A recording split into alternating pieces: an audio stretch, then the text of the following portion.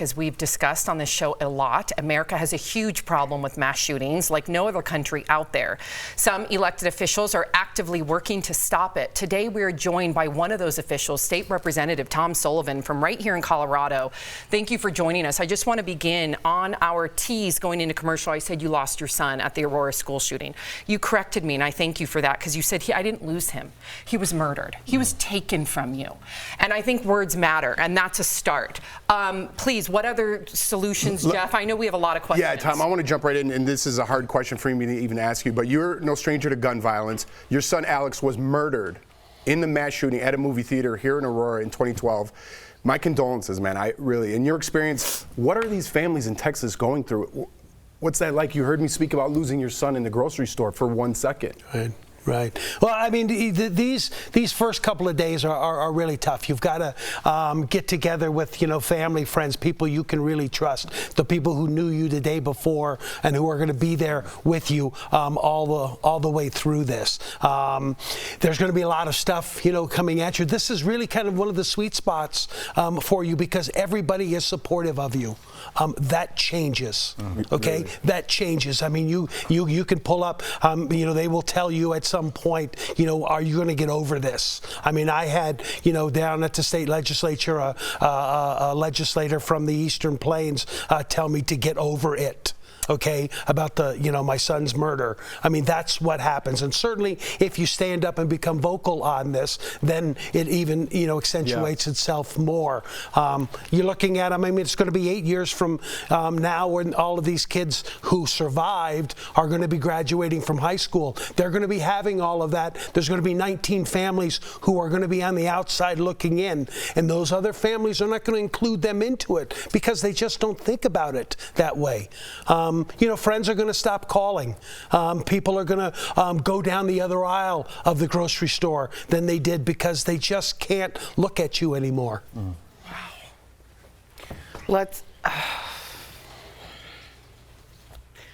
I'm really sorry.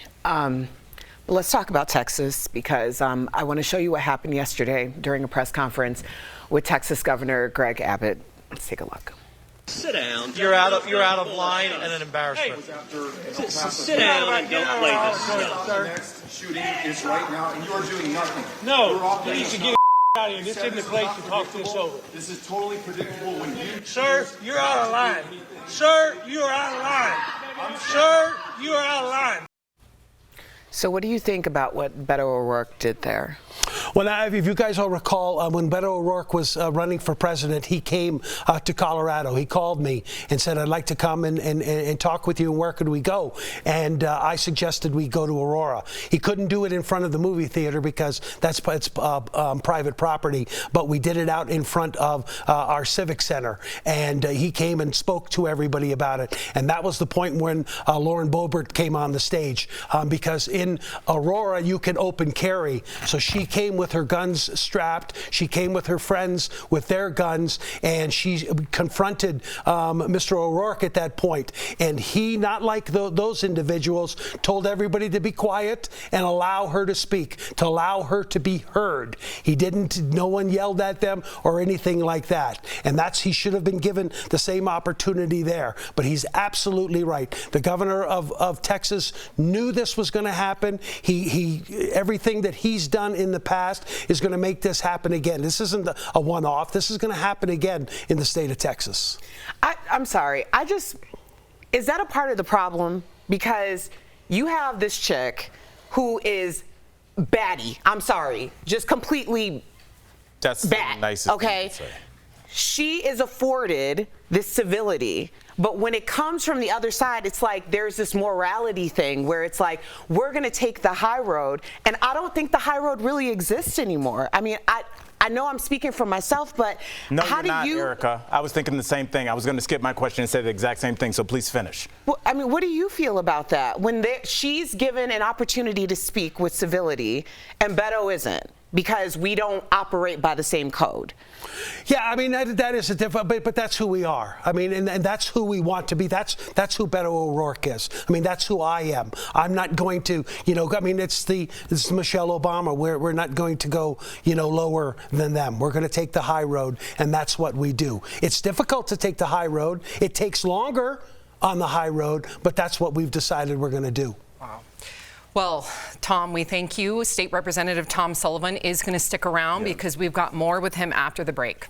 Welcome back. We are here with State Representative Tom Sullivan from Colorado. And if you're just tuning in, Tom's son was murdered in a mass shooting at a movie theater here in Colorado in 2012. Since then, he's been working nonstop to prevent gun violence.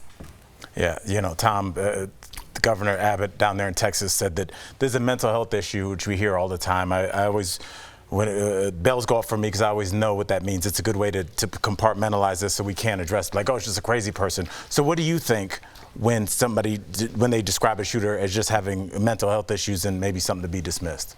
Well, it is a public health crisis that we're having in the United States, but it's not any worse than it is anywhere else on the planet. Right. Okay, we have 3% of the population, and we own 42% of the firearms. That's going to cause a problem. It is a gun problem. We don't have angrier 17-year-olds and 18-year-olds or 66-year-old men or anything, but what we have is their easy access to weapons of mass destruction, and that's what they can do with an AR-15 styled rifle and a high capacity magazine. At the snap of a finger, you can get off 15 shots, and when you're shooting 8 and 9-year-olds, that's going to kill 4 and 5 of them at a shot, and that's what happens. Oh my gosh, it's just. Listen, Governor Abbott also, of course. Sam, I have a follow-up. Okay. I'm sorry, but when I saw that clip of Marjorie Taylor Greene following David Hogg when he was testifying in Congress saying that it was a hoax and she was elected, I, in my living room, Sam, thought that there are people that support mass shootings because that's what her platform is.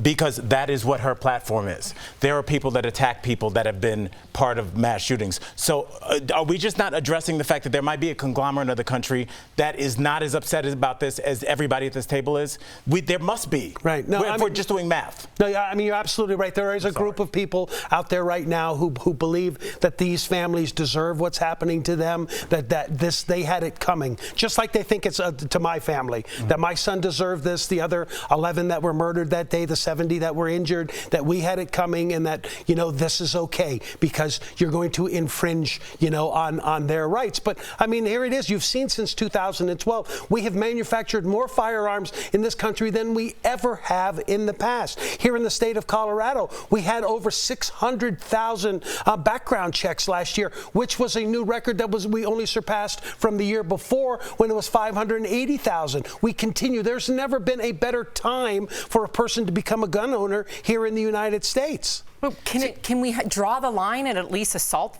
rifles, AR-15s? Even the police officers on the scene, sources say that they didn't want to go in there because they knew that their pistol would not hold up to an AR-15. So if police officers' lives are in danger, if you're pro-blue, if you're pro-civilian, if you're both, I don't want, go ahead, because I know you have a similar question, but it's. No, I just want to know, where do we start? We don't even have like a bump in the road for this yet, let alone solving the problem. Where do we start, like in Congress, to even start putting even red flag laws in place? Well, here in the state of Colorado, we're one of the lucky ones. We've already passed some of those. We passed an extreme risk protection order. That was one of the first bills that passed when I got in there. Thank okay, you. Well done. So we did that, and it's a template. Thank you for protecting our children. Thank you. It's a template for what they're trying to do here in our country. We passed a law to have a Office of Gun Violence Prevention. That's something so that all of the data will go through there. We have safe storage. We have lost and stolen. People don't report lost and stolen firearms. I tried this year to raise the minimum age of the purchase of an assault rifle. I mean, we know that men, young boys, 18 to 21-year-olds aren't fully developed. So let's just make them wait 3 years before they can buy the assault rifles. If they need a shotgun, a single shot, gun to go camping or hunting with Grandpa, let them do that. But this kid and the kid in Buffalo, they bought it days after their birthday, and they went out and did this. That is sensible common sense gun reform. Thank you for being our state's representative. I wish there was more of you across the country. It would save lives. State Representative Tom Sullivan, we thank you so much for opening up, being an activist, and joining us today. We appreciate you. Thanks for having me. Really do.